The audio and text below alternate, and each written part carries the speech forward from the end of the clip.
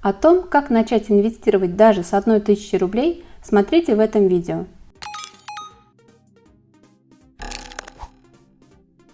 Маленькие инвестиции не имеют никакого смысла, так как не позволят много заработать. Инвестирование – это только для богатых людей. Инвестирование с маленькой суммы слишком рискованно, и вообще инвестиции – это сложно и требует экспертных знаний. Такие мысли возникают у многих начинающих инвесторов, особенно когда речь заходит о том, стоит ли начинать инвестировать с небольшой суммой денег. Но это все мифы. На самом деле, сегодня на рынке есть множество доступных инвестиционных продуктов, и любой человек может инвестировать в них, даже если у него нет значительного начального капитала. Вы можете начать с маленьких сумм и постепенно увеличивать свои инвестиции по мере того, как вы становитесь более уверенным в своих знаниях и навыках. Все инвестиции связаны с риском, верно, но правильный выбор финансовых инструментов и диверсификация портфеля помогут снизить риски. Хотя инвестирование может казаться сложным на первый взгляд, на самом деле есть множество доступных ресурсов, которые помогут новичкам разобраться в тонкостях инвестирования. Главное – иметь желание обучаться новому. Однако есть и другой миф, в который верят некоторые начинающие инвесторы. По их мнению, инвестирование – это быстрый и легкий способ заработать деньги. К сожалению, это не так. Инвестирование – это долгосрочный процесс, и вы не должны ожидать быстрых и легких результатов.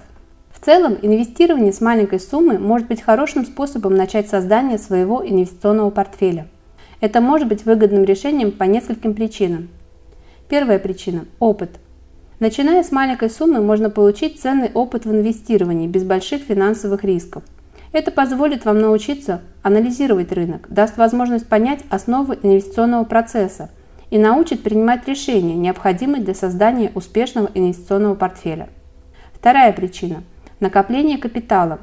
В долгосрочной перспективе даже небольшие инвестиции могут позволить вам получить неплохой доход, особенно если они будут регулярными. Третья причина – эмоциональная стабильность. Начиная с маленькой суммы, инвестору ничего не мешает изучать рынок, экспериментировать и при этом не ставить под угрозу свои финансовые обязательства и эмоциональную устойчивость. Есть несколько способов, куда можно инвестировать 1000 рублей. Для выбора подходящего способа инвестирования необходимо учитывать личные цели, уровень доходности и риска, срок инвестирования и другие факторы. А сейчас рассмотрим топ-5 способов инвестирования денег от 1000 рублей и более. Самый простой и популярный способ – это открыть вклад в банке. Однако подобный способ вложения денежных средств может быть неоправданным с точки зрения потенциальной доходности. На текущий момент процентные ставки на вклады в банках довольно низкие, часто ниже уровня инфляции. Это означает, что ваша инвестиция может не только не приносить дохода, но и терять свою покупательскую способность со временем. Кроме того, многие банки устанавливают минимальную сумму вклада, которая может быть выше 1000 рублей. Поэтому вы можете столкнуться с ограничениями при выборе банка и вклада. Несмотря на это, если вы не готовы рисковать и не планируете долгосрочные инвестиции, то вклад в банке может быть вариантом для сохранения ваших денег. В этом случае вам следует ознакомиться с условиями разных банков и выбрать наиболее выгодный вклад с минимальной суммой вклада и хорошей процентной ставкой. Если же вы хотите не только сохранить, но и приумножить свой капитал, то рассмотрите способ инвестирования в облигации.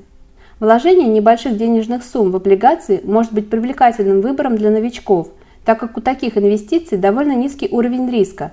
При этом облигации позволят вам получать фиксированный доход в виде купонных выплат. Однако следует учитывать, что при такой малой сумме инвестиций доходность будет невысокой, особенно после вычета комиссий и налогов. Также важно понимать, что инвестирование в облигации сопряжено с определенными рисками потери средств. Это может произойти в результате инфляции, а также в случае дефолта компании или государства, выпустившего облигации. Следующий способ – инвестирование в акции. Такой вариант подойдет тем, кто ждет от инвестиций высокой доходности и готов к риску. Конечно, сумма в 1000 рублей не позволит вам приобрести большое количество акций. Однако в мире инвестирования существуют различные стратегии, которые помогут получить хороший доход даже при небольших суммах. Рассмотрим некоторые из этих стратегий. Первое. Инвестирование в дивидендные акции. То есть в акции компаний, которые выплачивают дивиденды своим акционерам. Выбирая такие акции, вы сможете получать регулярный пассивный доход от своих инвестиций. Второе. Инвестирование в акции малых и средних компаний. Они являются более доступными, чем акции крупных компаний. Инвестирование в такие акции может принести хороший доход в случае, если эти компании будут успешными в будущем. Третье. Инвестирование в акции быстрорастущих компаний. Это акции компаний, у которых прогнозируется быстрый рост в будущем. Инвестирование в такие акции может принести хороший доход, но следует учитывать, что это также сопряжено с большими рисками. Для начала инвестирования в акции вам понадобится открыть брокерский счет. Большинство банков и инвестиционных компаний предоставляют услуги брокерского обслуживания. Выберите надежного брокера, который предлагает низкие комиссии и хорошие условия для начинающих инвесторов. Мы также приведем одного из лучших брокеров в описании под этим видео. После открытия брокерского счета выберите акции, в которые вы хотите инвестировать. Проведите анализ компаний, оцените их финансовые показатели, дивидендную историю и перспективы роста. Выберите несколько акций, которые соответствуют вашей инвестиционной стратегии, и распределите свою 1000 рублей между ними. После приобретения акций важно следить за изменением цен и общим состоянием рынка. Инвестиции требуют постоянного мониторинга и анализа. Если вы видите, что какие-то акции в вашем портфеле начали падать, рассмотрите возможность продажи, чтобы снизить свои потери. С другой стороны, если какие-то акции начали расти, вы можете рассмотреть возможность добавления новых инвестиций в эти компании. Более подробно о том, как инвестировать в акции и получать прибыль, смотрите в одном из наших видео. Четвертый способ – это инвестиции в P2P кредитование.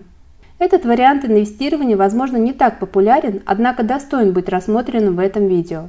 Итак, P2P кредитование – это процесс, где вы можете выступать в роли кредитора, который предоставляет финансирование для заемщиков через специализированные онлайн-платформы. При этом вы, как инвестор, будете получать процентные выплаты на свои вложения.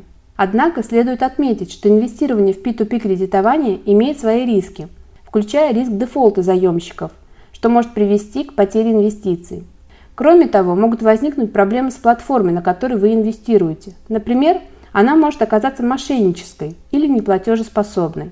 Если вы все же решите инвестировать в P2P кредитование, то соблюдайте следующие рекомендации. Тщательно изучите условия различных платформ, оцените репутацию и стабильность каждой из них, выбрав наиболее надежный вариант. Чтобы уменьшить риски потерь, изучите рейтинг заемщиков и оцените их кредитную историю.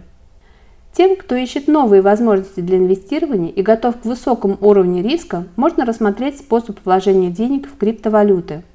Начать инвестирование в крипту с небольшой суммы станет для вас хорошей возможностью, чтобы ознакомиться с этой областью и получить ценный опыт. Рынок криптовалют характеризуется высокой волатильностью. Это означает, что цены на криптовалюты могут значительно колебаться как вверх, так и вниз в течение короткого времени. Поэтому потенциально высокая доходность криптовалют сопряжена также с высоким уровнем риска потери средств. Это необходимо осознавать. Если вы решите попробовать свои силы на рынке криптовалют, ответственно отнеситесь к выбору криптовалюты и биржи, убедитесь в их надежности и соответствии вашим инвестиционным целям, а также позаботьтесь о безопасном хранении своих цифровых валют. На нашем канале есть также видео про инвестиции в криптовалюты для новичков. Рекомендуем его внимательно посмотреть. И напоследок хотелось бы привести несколько полезных советов для начинающих от экспертов в области инвестирования. Совет первый. Не спешите вкладывать большие суммы.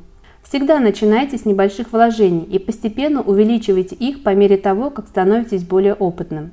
Это поможет вам снизить риски и избежать многих проблем. Второй совет. По возможности старайтесь диверсифицировать свой портфель. Не стоит вкладывать все свои деньги в один тип инвестиций или в одну компанию. Это ненадежно. Третий совет. Будьте терпеливы. Инвестирование – это долгосрочный процесс, и вы не должны ожидать быстрых результатов. Четвертый совет. Учитесь на своих ошибках.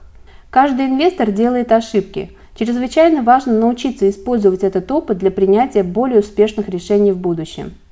В целом, начинающему инвестору стоит помнить, что инвестирование – это непрерывный процесс обучения и развития. Больше полезной информации вы найдете у нас на канале и в описании под этим роликом. Удачных вам инвестиций!